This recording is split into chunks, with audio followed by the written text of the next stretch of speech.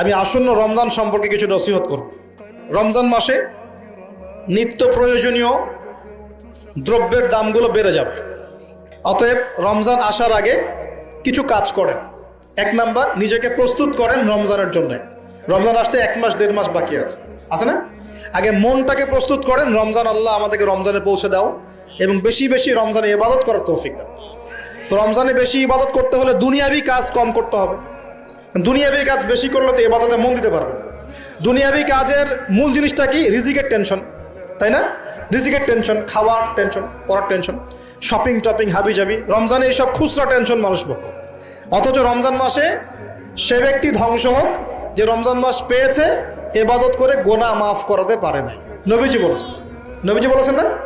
তো এই জন্য রমজান কেন্দ্রিক প্ল্যান থাকতে হবে যে রমজানে আমি এবার 1 খতম কোরআন দিব, একবার আমি পুরোটা পড়ে শেষ করব, নবীজির হাদিস চর্চা করব, আমি মানুষকে ইফতার করাবো, আমি 30 দিন জামাতে তারাবি পড়বো, 5 ওয়াক্ত নামাজ পড়বো, ঠিকঠাক মতো রোজা রাখবো, সাদাকাতুল ফিতর দিব, আমি ওশর দিব, যাকাত দিব। রমজানে আমল করে একদম আমলের বন্যা বইয়ে দিব ইনশাআল্লাহ।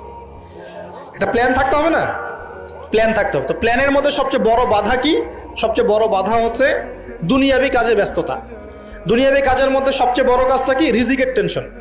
তো প্রিয় ভাই, যাদের সামর্থ্য আছে চেষ্টা করবেন রমজান আসার আগেই নিত্য প্রয়োজনীয় দ্রব্য যেগুলো লাগে এগুলো বাসায় মোটামুটি কিনে রাখার জন্য, এবং প্রয়োজন হলে পারলে সামর্থ্য থাকলে পরিবারের জন্য হাদিয়া তোফা যেটা ঈদের জন্য কেনেন সেটা আগেই কিনে রেখে দেবেন।